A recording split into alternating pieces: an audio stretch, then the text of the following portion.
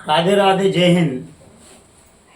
पिछली यूनिट में हमने एटम के स्ट्रक्चर के बारे में अभ्यास किया और लगभग एटम के संबंध में आपको संपूर्ण जानकारी ज्ञात हो गई। एटम के मध्य भाग में नाभिक, केंद्रक, न्यूक्लियस, प्रोटॉन न्यूट्रॉन रहते हैं, पॉजिटिव चार्ज रहता है। इसमें नाभिक के चारों ओर विभिन्न एनर्जी लेवल होती हैं जिन्हें हम कक्षा कहते हैं, N1, N2, N3, N4, N5। और इन कक्षाओं में ऑर्बिटल रहते हैं S, P, D, F। इन ऑर्बिटलों में S में 1 ऑर्बिट, B में 3 ऑर्बिट, D में 5, F में 7। प्रत्येक ऑर्बिट में अधिकतम 2 इलेक्ट्रॉन रह सकते हैं जो एक दूसरे के विपरीत दिशा में रहते हैं। फिर इन्हें क्वांटम संख्या से जोड़ा। क्वांटम संख्या से जोड़ने के बाद अब बाहु का नियम, हुंड का नियम और पाली के नियम के अध्ययन के बाद हम अब किसी भी एलिमेंट के एटॉमिक नंबर के आधार पर, इलेक्ट्रॉनों की संख्या के आधार पर इलेक्ट्रॉनिक विन्यास को आसानी से लिख सकते हैं। एटम के स्ट्रक्चर के बाद एलिमेंट या तत्वों के वर्गीकरण की बात चलेगी अब कि इन्हें क्लासिफाइड करें ताकि हमें अध्ययन में सुविधा हो जाए। तो इसका सर्वप्रथम 1865 में न्यूलैंड महोदय ने एक अष्टक नियम दिया। 1865 न्यूलैंड महोदय ने सर्वप्रथम क्लासिफाइड किया और अष्टक नियम किया और इनका मुख्य आधार रहा तत्वों का परमाणु भार। परमाणु भार की डेफिनेशन चूंकि अपन पढ़ चुके हैं कि एटम में उपस्थित समस्त पार्टिकल्स के भारों के योग को एटॉमिक मास, वेट या परमाणु भार कहते हैं।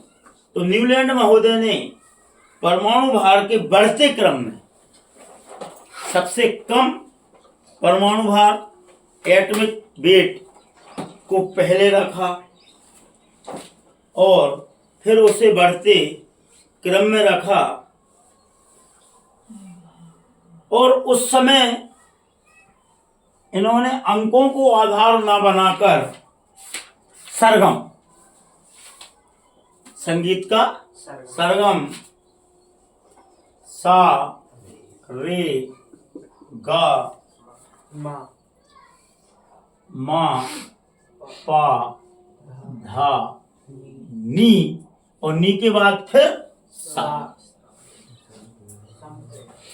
सा, रे, गा, मा, पा, धा, नी, सा। तो वास्तव में यह देखा गया कि एटमों को जब बढ़ते परमाणु भारों के आधार पर हम लिखते हैं तो एक निश्चित क्रम के बाद उनके गुणों में पुनरावृत्ति होती है। जैसे सारे, गा, मा, पा, धा, नी और नी के बाद फिर आगे नहीं बढ़ना, पुनः हमको साफे और रेफे आ जाना है। मतलब सारे गाधा पानी पी गए, घोड़े का पी है। सारे गामा पाधानी सा, सारे गधा पानी पी गए, घोड़े का पी है। तो सरगम को आधार बनाते हुए इनके परमाणु भार के बढ़ते क्रम में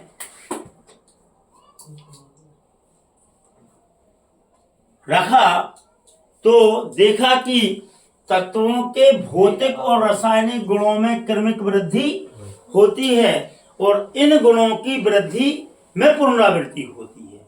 जैसे लिथियम को रखा, बी को रखा, बी को रखा, सी को रखा, एन को रखा, ओ को रखा और एफ को रखा और एफ के बाद फिर आगे नहीं बढ़े, पुनः लिथियम के नीचे सोडियम, बी के नीचे magnesium Mg, Al, Si, phosphorus, sulphur और क्लोरीन पोटेशियम और कैल्शियम, और जैसे जैसे तत्वों की खोज होती गई और इसी आधार पर उन्हें रखते गए। लेकिन जब जिनका अध्ययन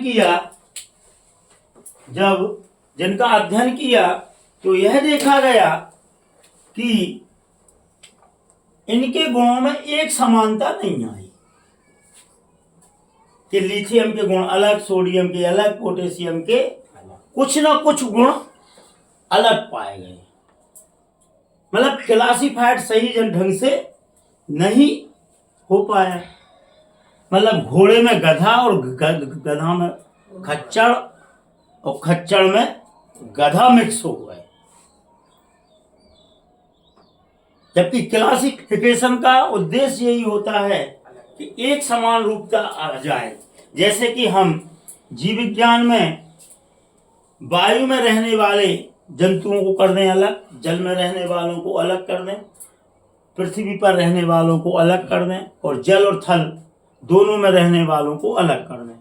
तो जब उनका अध्ययन करते हैं तो यह देखा गया है कि आकाश में उड़ने वाले जितने भी या वायु में रहने वाले जीव रहते हैं उनके गुण एक समान पाए जाते हैं, कम से कम 80 से 90%। थल में रहने वालों के सेम पाए जाते हैं, जल में रहने वालों के गुणों में समानता रहती है।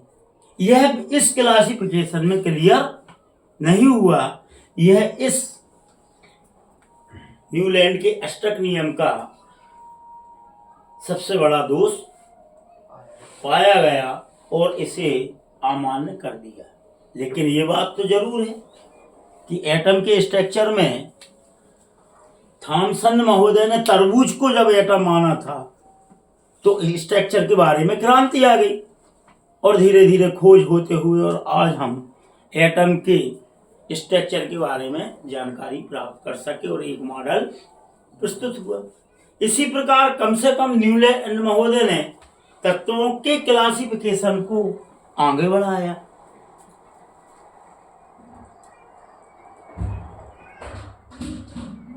इसमें सुधार करते हुए न्यूलैंड महोदय की लोथर मेयर महोदय ने एक अलग प्रकार से क्लासिफिकेशन किया। उन्होंने भी परमाणु भार के आधार पर कह सकते हैं कि क्लासिफिकेशन तो नहीं किया, लेकिन एक ग्राफ तैयार किया, और एक ग्राफ तैयार करते हुए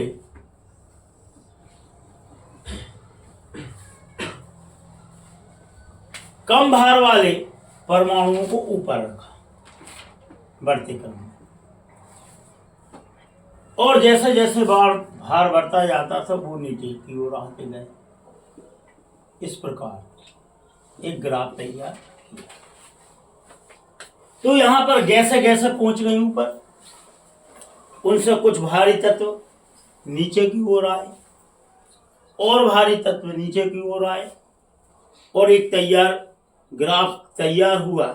लेकिन यहां भी एक समस्या यही आ गई कि समरूपता नहीं मिली। कोई ना कोई इनके गुणों में अंतर आया। धातु में अधातु, गैसों में धातु या अधातु एक दूसरे में मिक्स हो गए। मतलब कह सकते हैं कि गधे में घोड़े और घोड़े में गधे मिल गए।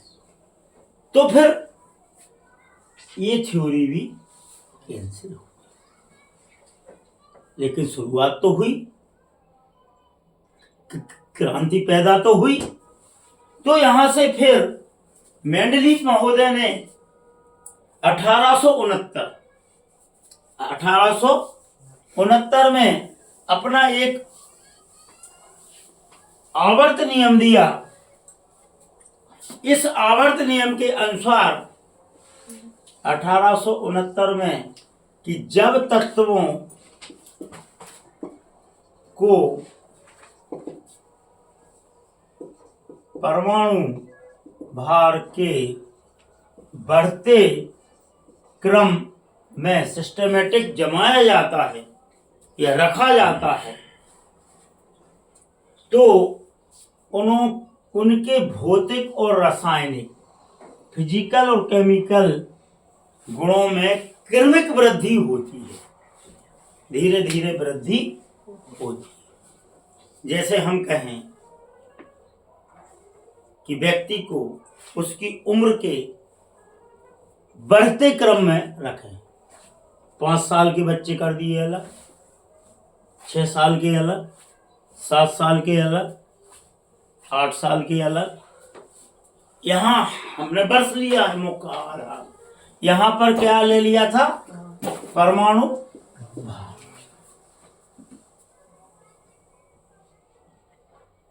तो एक निश्चित वृद्धि के बाद उनके भौतिक और रासायनिक गुणों में पुनरावृत्ति हुई और इस प्रकार एक आवर्त तैयार हुआ, एक वृत्त तैयार हुआ, जहां से चले घूम के वहां वापस आ गए, तो एक वृत्त बन गया।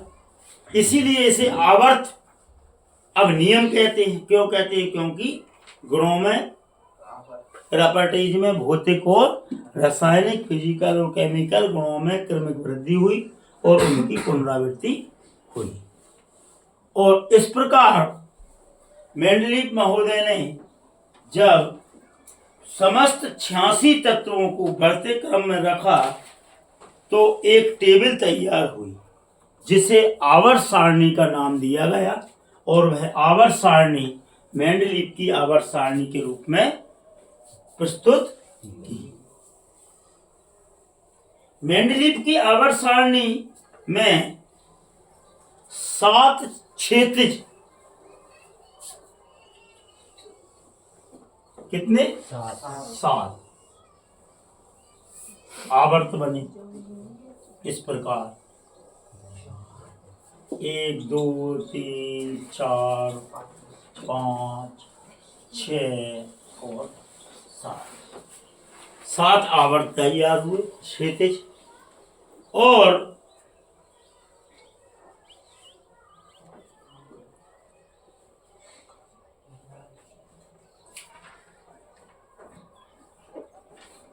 और यहां पर वर्ग बटे कितने? 9।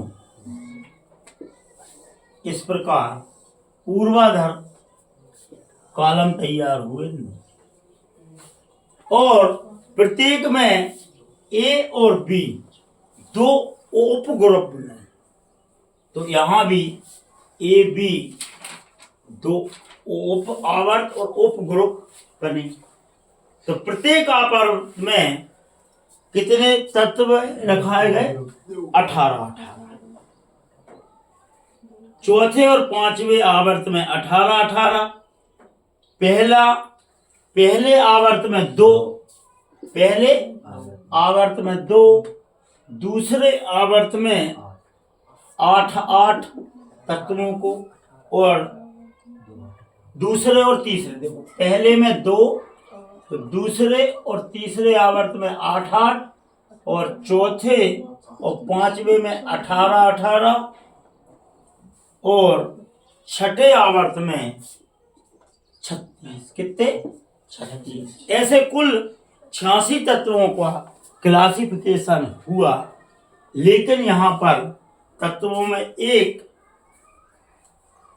भिन्नता पाई गई कि बी वाले के गुण ए से भी मिलते थे पहले आवर्त, पहले ग्रुप के, और दूसरे ग्रुप के ए से भी मिलते थे। दूसरे ग्रुप के गुण ए के बी से मिलते थे पहले के, और बी के तीसरे ग्रुप के ए से मिलते थे।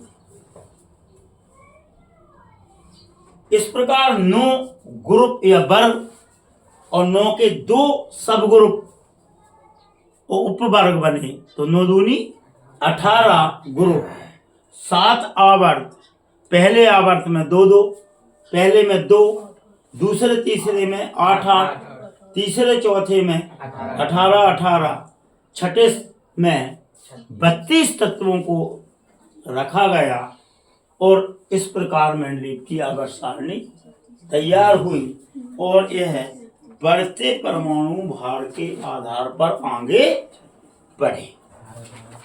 लेकिन एक का ग्रुप ए, एक का बी,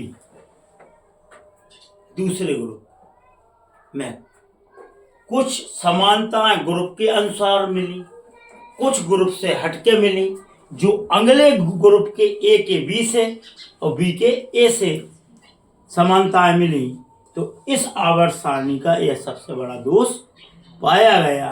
लेकिन अध्ययन की उपयोगिता के हिसाब से मेंडलीव की आवर्त सारणी ने बहुत सहयोग दिया कि कम से कम तत्वों का अध्ययन हम सुविधाजनक से कर सके और आगामी जो तत्वों की खोजें की जा रही थी उनको स्थान मिलता गया कि अगली खोज वाला तत्व कहाँ रखाएगा।